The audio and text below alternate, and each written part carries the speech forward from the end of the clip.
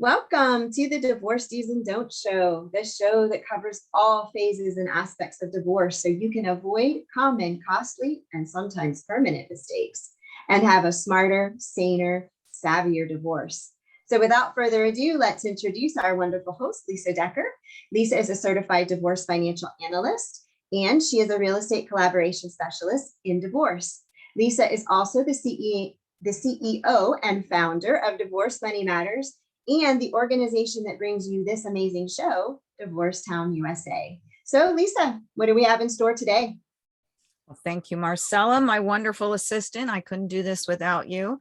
And during the month of March, we're going to be talking about how to divorce smarter and better and different options that people have and to help you decide what is best for you and your family. And we're really excited to start this month off with the Amicable Divorce and the founder of that, Tracy Ann Moore Grant, who has represented clients and practiced exclusively in the area of family law since 2002. This is a lady with a lot of experience and a lot of background knowledge in all aspects of family law. And you're going to learn a lot today. This is a show you don't want to miss.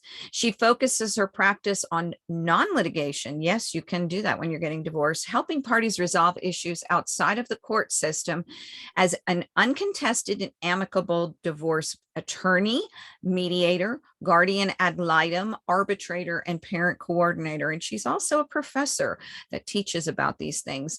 She is the founder of the Amicable Divorce Network that we are proud to partner with and proud to know this wonderful woman who has started this off.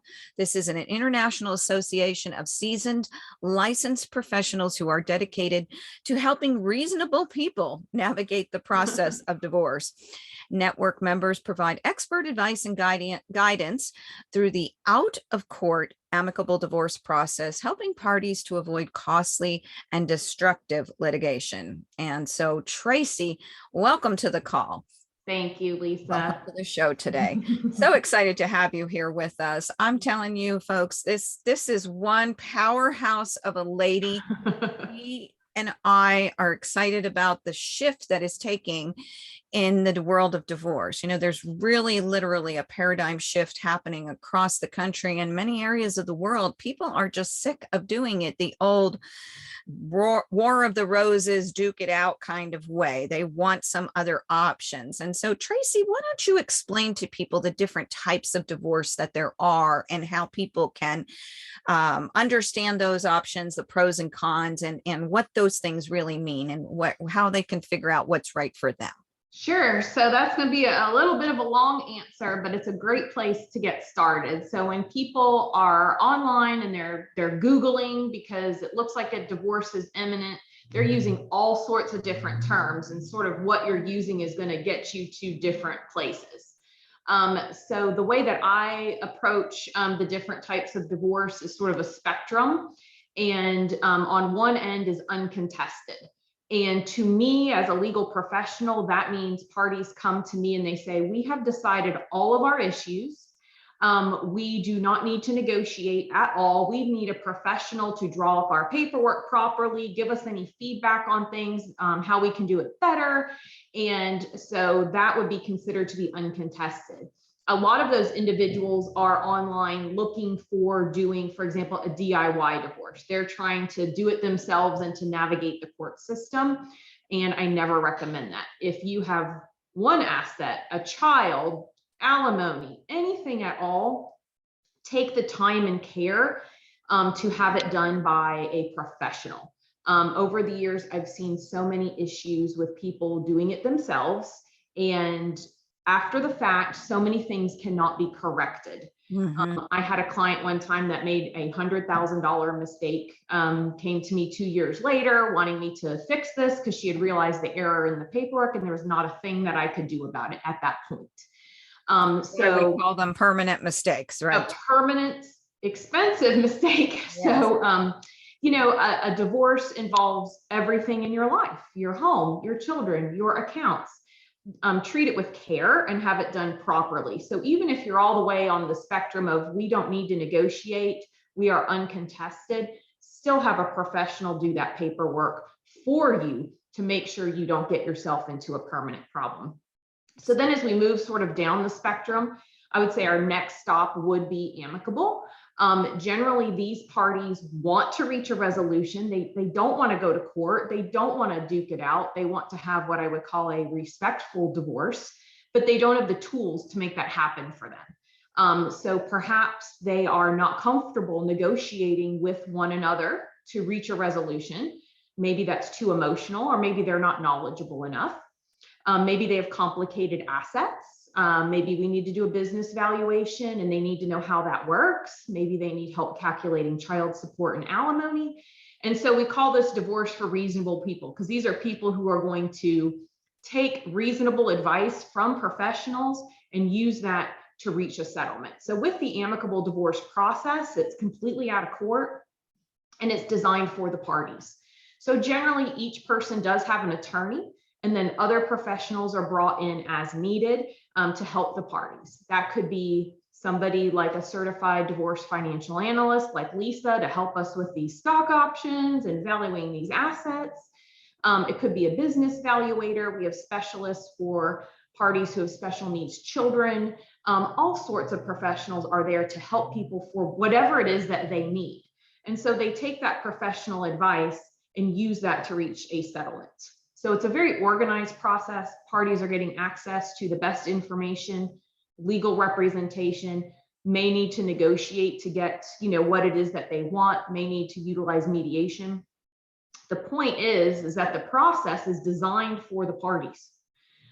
So when the two attorneys talk, we may say, gosh, these parties want to get divorced really quickly and they want to be divorced in 60 days. How can we accomplish that for them? We may have another case where we need to do a much longer timeline because people are emotionally stressed or need to sell a piece of property or have some more complicated assets. So on the same line, as far as mindset of the parties, I would say it's on the same footing as what people call collaborative.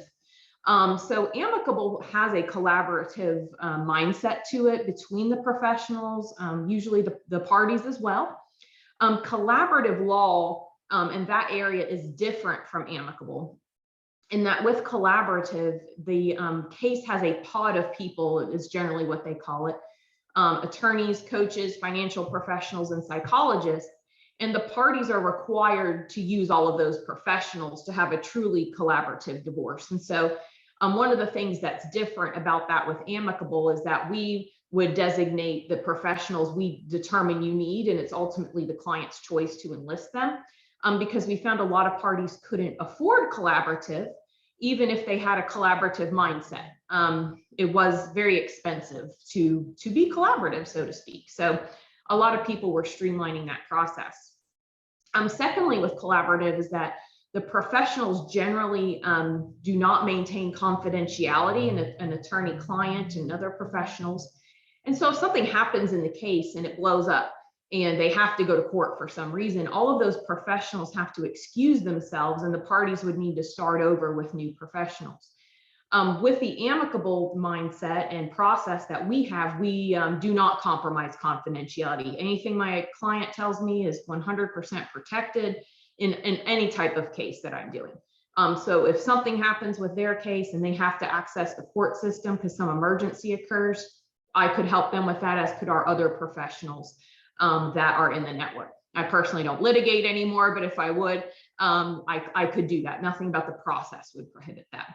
And then you see on the far end of the divorce scale, so to speak, traditional and contested divorce, which is, in my opinion, the worst case scenario for families, which is starting the case with filing it in the court system, being tied to their deadlines. Maybe they have mandatory hearings, the other party gets served, boxes of discovery nobody needs, depositions, waiting, using the court's discretion to make family decisions. And I just, over doing this 20 years, I haven't found that that's what's best for parties.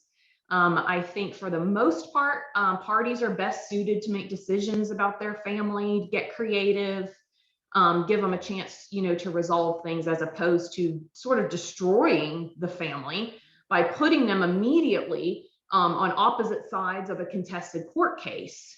Parties aren't going to exit that as great co-parents, for example, or, in any good financial position either. So that was a very long answer. Well, there's a lot involved, and thank you for taking the time to, really dig into that, because people are not aware that they have options. Most people have never heard of these other things. And so it's important that you know that going in. The other thing that I find most people don't understand is that with a traditional litigated divorce, they will hire an attorney that someone maybe recommended, their sister's neighbor's brother's attorney. And that may not be the best fit, but because someone else used them, they just go. They don't really question things. And sometimes, you want someone who's going to fight for you, and sometimes you want someone who is going to take a calmer approach. And if you don't get the right kind of attorney up front, then it can really turn into a battle of its own, a war of its own that you never intended.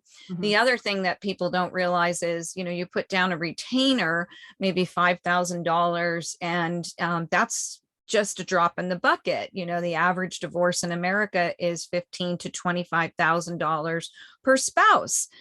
That's for just an average divorce, not a lot of assets. And here in Georgia, the average time frame is about 18 months.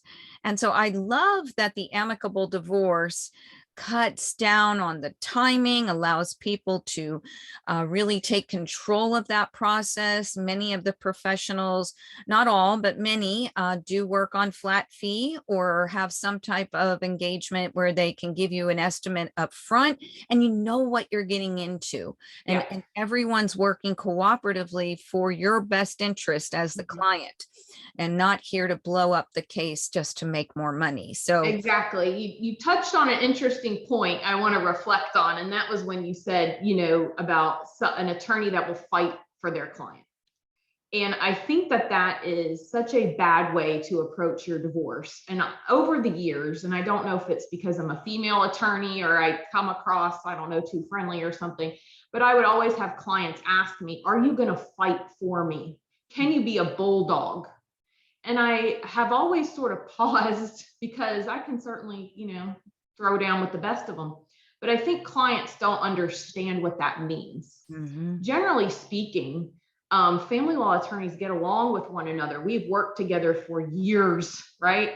So you are essentially hiring and paying for their anger. They're renting their anger to you. And it doesn't get you anywhere.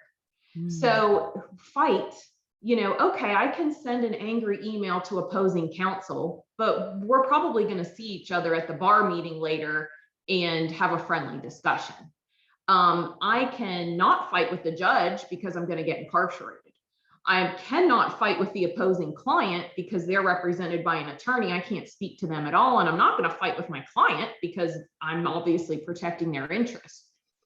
I feel that true advocacy in the family law system comes from managing your client's expectations and helping them meet their goals in the most reasonable way possible. And that's how I fight for my clients, is by fighting to get them on the other side of their divorce with the least amount of conflict, as much money in their pocket, as many healthy resources as they have to move their clients forward.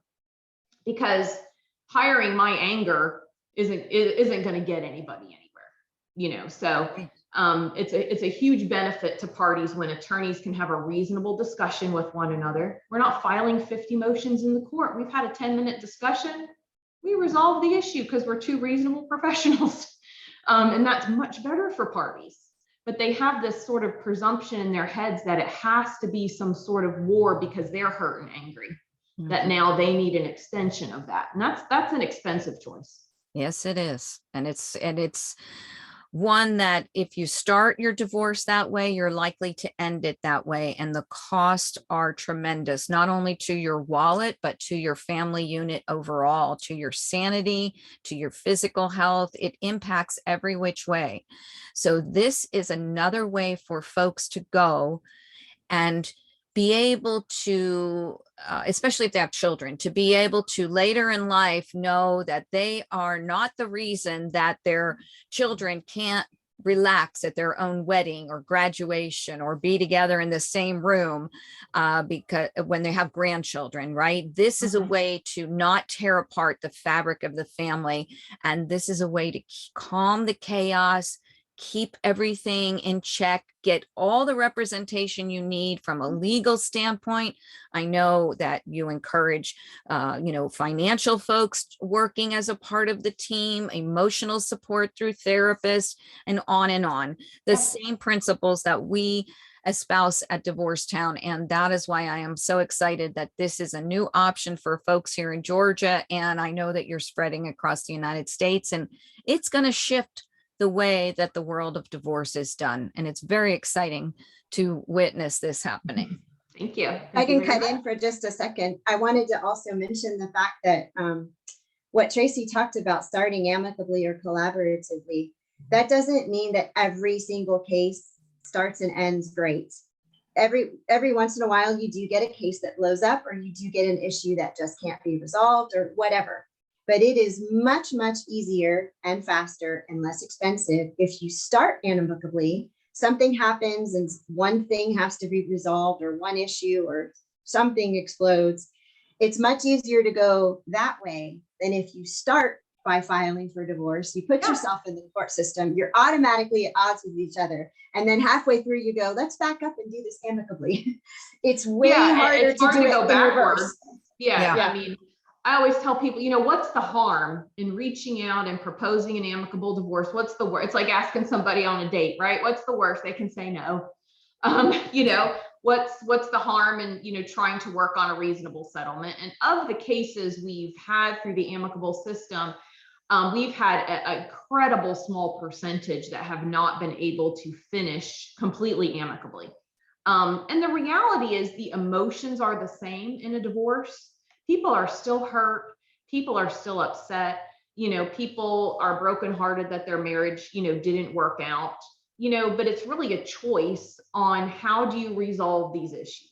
Are you going to resolve them sort of, in the nastiest, most expensive way possible? Is that how you're going to choose to move forward in your life?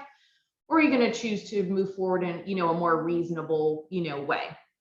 There are very rare cases that aren't a good fit, for the Amicable Divorce Network, and our professionals are trained on identifying those cases and not, recommending this process. Again, that's a very limited sort of category of cases, but our professionals are trained to handle, parties that are upset. To be a member, you have to be experienced in family law. You can't be a new attorney, mediator, or other professional, because you have to have some years under your belt to be able to manage those expectations, manage those emotions, sort of keep people focused and, help them, truly with your expertise, which, certainly has a lot to do with what you learn about the law in cases, but it actually has an incredible amount to do with dealing with people in crisis. Yeah. And so that's just something you learn, on the front lines by doing it, every day. And getting that, experience to really help people focus on the positive and moving forward and the best way to do that. Yeah. And I just want to say that all of that is important, and especially in the emotional aspects. And like you said, the experience and what Marcella said is so valuable as well. Marcella worked as a paralegal for many years before coming to work in my practice, helping me with clients on the financial end of their divorce. So she has a lot of experience as well in seeing how these things go in the background. Tracy, you mentioned that let me see my notes here. You touched on this, but we often have a lot of people that tell us that they want to avoid litigation, but they can't seem to work together. And you mentioned that some cases are not a good fit. So could a couple with conflict still be able to use this process? And if so, how? And to piggyback on that, when is it that you would possibly look at a couple or a person coming to you and say, this isn't a good fit? Yeah. So initial consultation. So if somebody meets with me, they're explaining their case, what their, issues are and about their ex, we triage the case and say what would or wouldn't be a good fit for them based on the facts and circumstances. based on their expectations, and then how they're going to get there. But generally speaking, most parties have a conflict with their spouse because they're getting a divorce, right? So, it's a very, very rare circumstance where you have an equal balance of power between the spouses. They're on equal financial, footing, equal knowledge of the finances, equal parenting, things of this nature. And they're able to sit down and come up with a resolution to those issues. That's a very small percentage. And to do that properly, right? I have people who think they have done that, and then they bring me a child support worksheet, and I'm like, no, this Georgia won't accept this, so we have to go back and help them. But so parties almost inevitably have conflict. They're getting a divorce. They're going to want different things. They're going to have different goals to get out of that process. So that's what the attorneys gather information, have them meet with other professionals to perhaps develop a parenting plan or a financial plan to give them the information they need to move forward to reduce that conflict. A lot of conflict comes from uncertainty. People are fearful about their future. And so if that fear is coming from, finances, perhaps sitting down, let's go over that budget. Let's get that information. Let's figure this out for you. And that really eases the anxieties surrounding, that level. So Sure. As far as the cases that are not suited for amicable, it really is a small percentage of cases that involve parties who the other party perhaps has an incredibly debilitating personality disorder and cannot participate or negotiate truthfully or in good faith with us. And they have to access the court system. I don't want to use the term narcissist because I think it's overused and not identified correctly. But it's a very small sect of people. In my practice in 20 years, I would say I've come across 2 of these people who have to be managed by the court system. In 20 years, 2 people. Wow. So even cases that involve, for example, domestic violence, our process can be done online, which is great for COVID as well. We meet on Zoom, we can mediate on Zoom. We use Detour Life, which is an online platform for exchanging information and doing budgeting and things of that nature. So you don't have to leave your home. You don't have to see the other person. A lot of people feel who are domestic violence victims that they won't be heard by the court system. They may be re-victimized by having to testify about these things. So even when cases are, very hard and very complicated, you're really just choosing the path of how you're going to resolve those hard and complicated matters. It's just a really sort of a mechanism of how we're going to resolve that. So all the emotions are the same. All the complications are the same. I have cases right now that involve business valuations.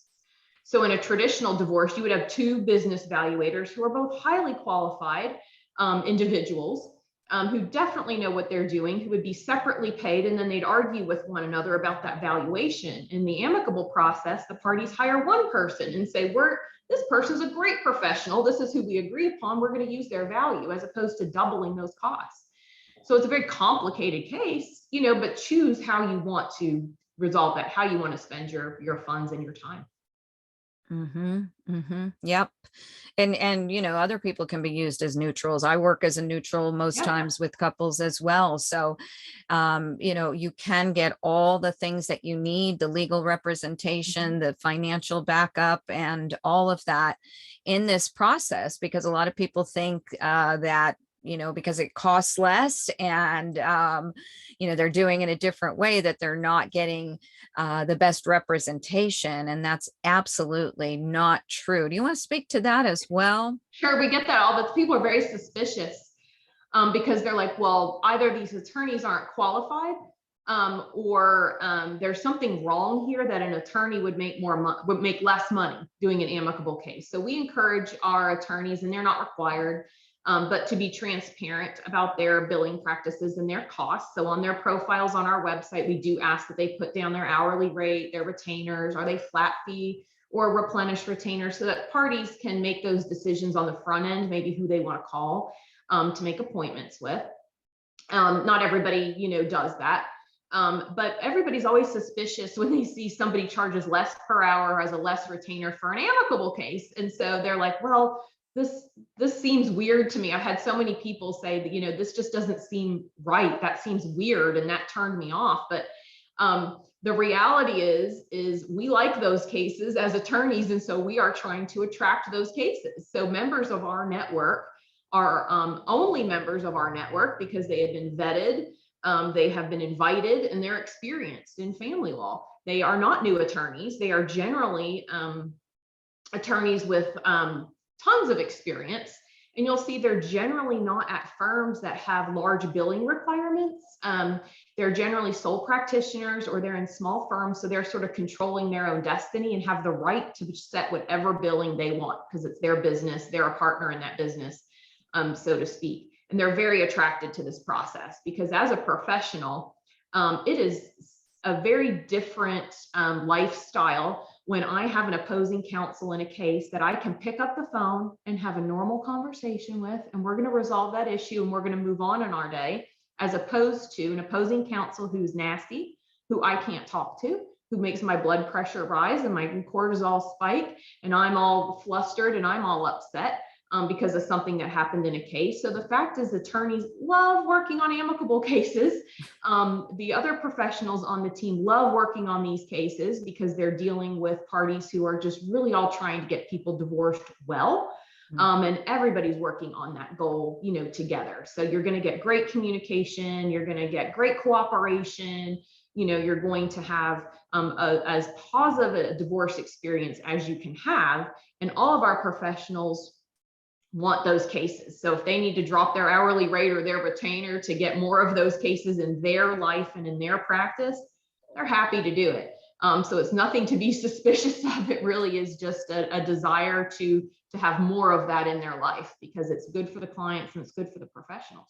Sure, but professionals feel the stress of all of this too. And so, you know, who wants to be mired in the muck all the time of the worst of people's lives? We are helping them and keeping them out of the muck, right? We're helping them to do this in a smarter way, far smarter, saner, savvier, money-saving divorces here, folks. That's what we're talking about. And that's what you will get if you choose to go the amicable path and work through things together. You're far better off than you would be otherwise. And I know a lot of attorneys who just, you know, say, I don't want to have a stroke or a heart attack over this. I've actually seen in cases before I started working as a financial neutral when I was doing advocacy work, I've seen cases where the attorneys have had bad blood between them, where they've lost to one another in other cases, lost, right? Yeah.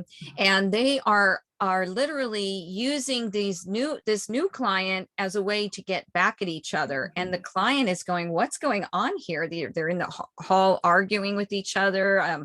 You know, I've heard phone calls going back and forth that are, you know, outrageous. And it's really the egos of the attorneys from losing on another case. So this takes all of that out of the mix and allows everyone to work in their best manner and give you the best of what they've got as their professional experience, their knowledge, their patience, and working together for your best interests, not our own. You know, all of us are business people. Yes, we have bills to pay and are entitled to be compensated for that, but we're doing it in a way that everyone wins. This is not about driving up fees to make more money, to blow the case up. This is about what is best for the client and how do we obtain that in a way that is good for our practices and our mental health as well. And I just love what's going on here. I just love it. So we've got a minute here. Can you tell us, can the amicable divorce be used for anything besides the network, besides divorce? Sure. We call it the Amicable Divorce Network, but you can use it for any family law matter. It's ideal for child support modifications where parties are wanting to agree upon a number, perhaps a custody change where an older child has decided to change custody from one parent to the other, and you're working out those details. Okay. Any sort of issue family that you can utilize the professionals, you can utilize the process. It's ideal for keeping those cases also out of the court system. Excellent. Yeah. Well, Tracy Ann, this has been wonderful. Always a pleasure talking with you, working with you, and sharing your knowledge with the world. And Marcella, why don't you wrap us up here and tell us what's going to happen next week as well? You got it. I'm going to fly through a little bit today because of time. You got everyone I think knows you can go to Divorce Town USA to get your roadmap and your ebook and learn even more about the Amicable Divorce Network there. You can also download your free financial fitness kit at Divorce Money Matters. Most of you, I think, already know that as repeat watchers of the show. Also, the support group, sponsored by Divorce Town USA and moderated by our vetted professionals. So you know who's going to be there if you decide to join the group and come for support. And next week, we're going to have another member of both Divorce Town USA and the Amicable Divorce Network. Tracy Goldscheinen is going to talk to us about how to gain clarity through mediation. So we want to make sure you come back and join us next week, same time, same channel, new guest. Thank you, everybody, for joining us today. Thank you. See you next week. Thanks, guys.